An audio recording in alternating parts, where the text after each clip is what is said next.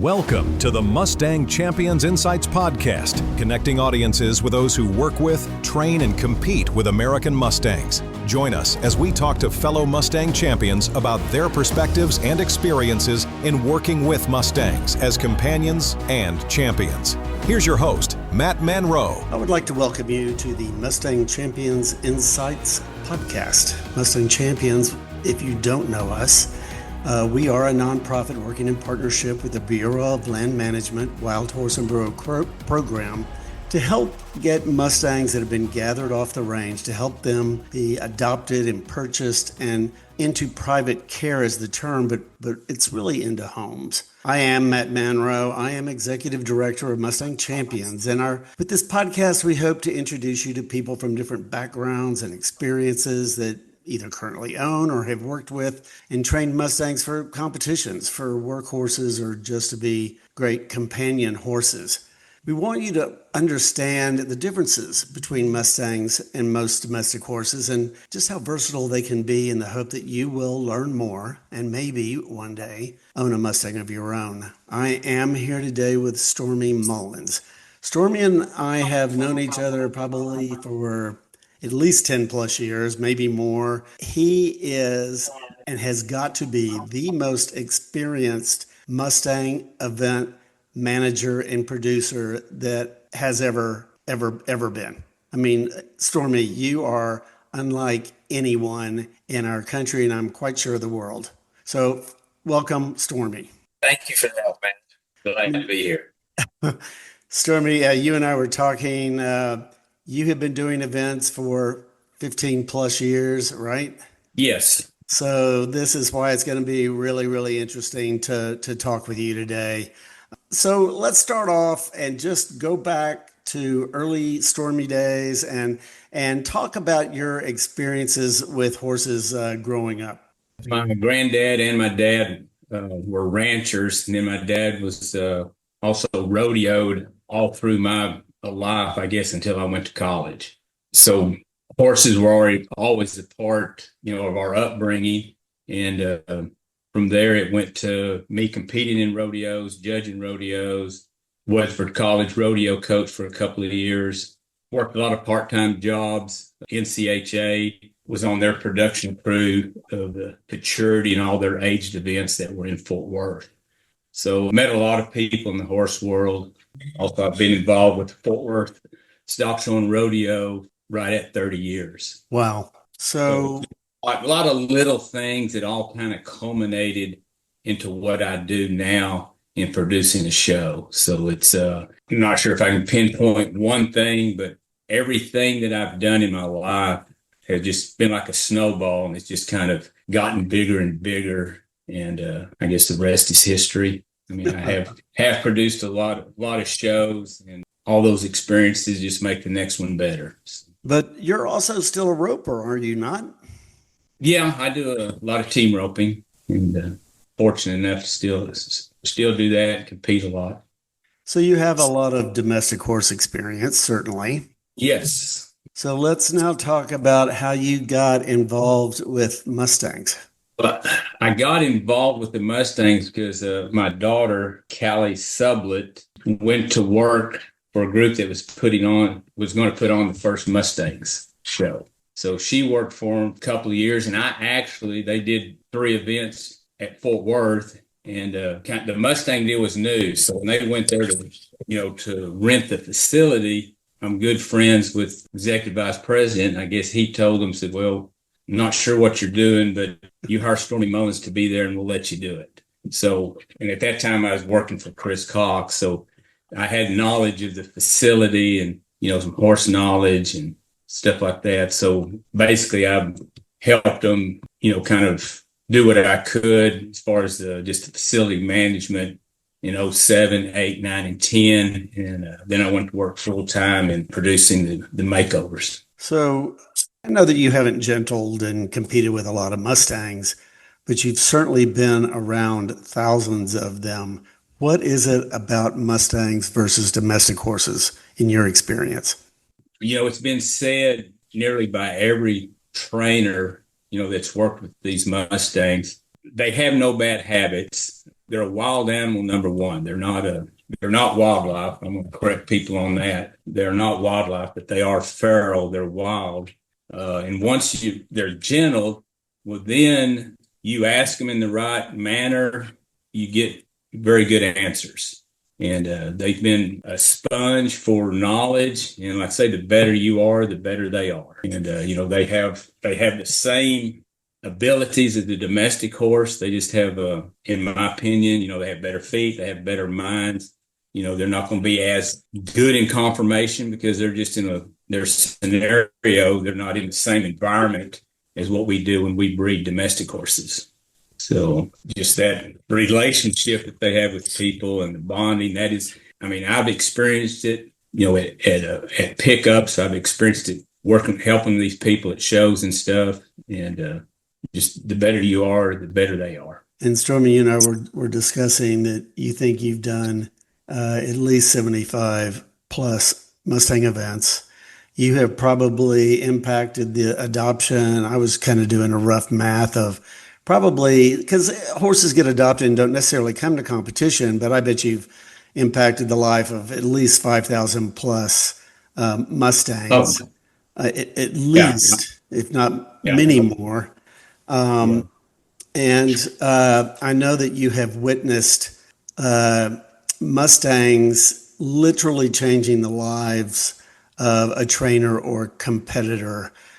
Stormy and I were involved in an event called Mustang Million, and there was a gentleman who was competing with two Mustangs, correct? His name was Bobby Kerr. Yes, he had two horses. Stormy, just talk a little bit about your experience with Bobby and what happened at Million and then what happened beyond Million. So I actually knew Bobby when he was showing, cutting horses at the maturity in Fort Worth. And he did that several years. And he also, that's when he was doing the Texas art, those silhouette cutouts. And part of my job was to round the sponsors up and, get their prizes and stuff. And we'd get those out. And Bobby and Susan, like I say, I saw them at every cutting show and we were involved that way. And then I didn't see him for a while. And he showed up at a makeover just to kind of watch. And he asked me some questions, how it went, how we did it, things like that. And next thing I know, he's entered in, I think it was one of the Supremes first. It was a $50,000 event. And he won one or two of those. And then, like you're saying, we did the Million.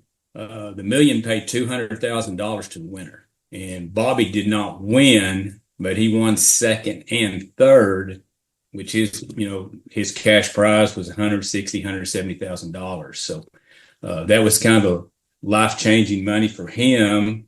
And then the rest is, everybody knows the story. He took his act on the road basically. And, he was PRCA Specialty Act of the Year several times. And I think he's getting that award this year also. Yeah. So we hear rumor that it would be his sixth, which is unheard of. Right. Unheard of. No, Bobby, I just know him from watching him compete. And the number of rodeos that he must have taken his Mustangs to and the impact he has made on the Mustang world, just taking his horses out there into the world and showing what they're capable of doing, he has probably had more impact on encouraging and exciting people into the idea of adopting a Mustang to me than just about anybody. Would you agree? Yes. And, he's mentored a lot of trainers. And like I said, he's opened up that door where people would, think about getting a Mustang just based on what they saw him do. So he's been a great ambassador for the American Mustang. So you and I are just about to produce an event in January at the Fort Worth Stock Show and Rodeo. It's Mustang Magic. I understand that this is the 17th Mustang Magic at the newly renovated Will Rogers Coliseum. I'm very excited to see what they have done with the Coliseum. It's January 22nd through 24. And we have a finals event on Saturday night where you can adopt a Mustang. Stormy, talk a little bit about the weekend. Yeah, that's one of my favorite Mustang shows. And like I said, we're a little unique this year. I think we'll be the first event in the renovated Will Rogers Coliseum. So that's always exciting.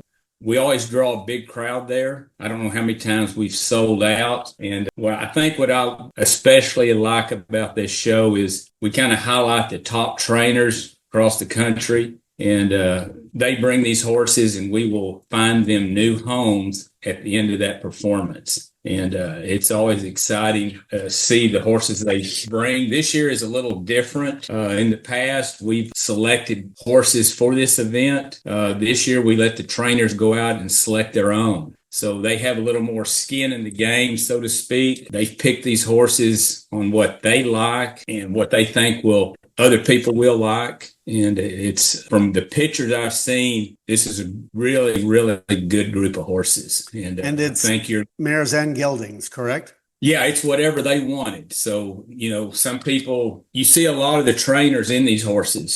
Some people like mares, some people like geldings.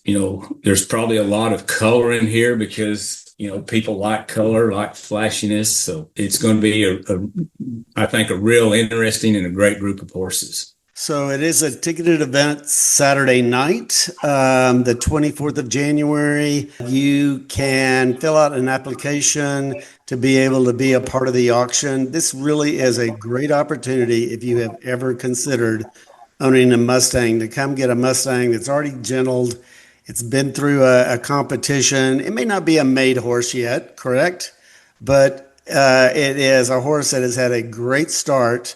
And many times the trainers that have competed with the Mustangs would be happy to work with you to continue training the horse to a higher level if that's what you need. But I got to encourage you to come to this event Saturday night. It sold out last year, so I would start buying tickets today. You can go to our website at mustangchampions.org/magic and you have access to tickets for Saturday night. But I got to encourage you to come and be a part of the auction and own a Mustang.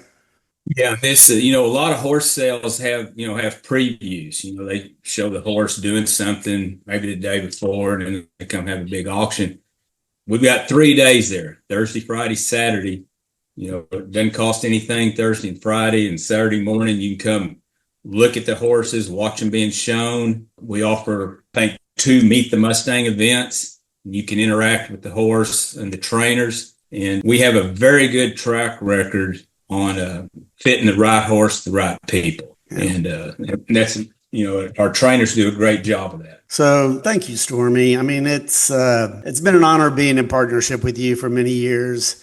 And I just hope that we can continue to change the lives of many Mustangs and many trainers for many more years to come. Thank you, Matt. And like I said, I don't know how long we've known each other. When I started, you were just known as the guy. Yeah. You always hear, Matt's going to do this. Matt does this, Matt does that. And like I say, like when I was helping those first years, never saw you or anything, but you were the creative guy, the marketing or whatever. But they'd always say, yeah, we'll send that to Matt. It's, I guess at the Million, that year might have been when I met you. You and your daughter's got a couple horses. Yeah, and, we had 2. My daughter competed with 2 Mustangs in the youth program. And that's a whole nother side of our operation. And Stormy, again, highly involved. Speak to the youth program for a minute. Oh, yeah, we've been very fortunate this year. Got some sponsors, and we're having a youth event, and Stock Show is giving a $4,000 scholarship, and then we've got $10,000 that goes into the pot, and that the youth deal is really growing. And I think we're going to be using that at the other Mustang Champion events. So looking forward to that. Well, the future, right? we got to develop the future. So again, Stormy, thank you, and yes, thank you everyone for listening to the podcast, and keep listening to what we're doing. Thank you. Bye-bye. Bye-bye. Thanks for tuning in to the Mustang Champions Insights Podcast. We hope you enjoyed this insightful journey into the world of the American Mustang. Please share this episode and contact Matt anytime at matt.manroe@mustangchampions.org. And join us again for another episode of the Mustang Champions Insights Podcast on the Equus Radio Network.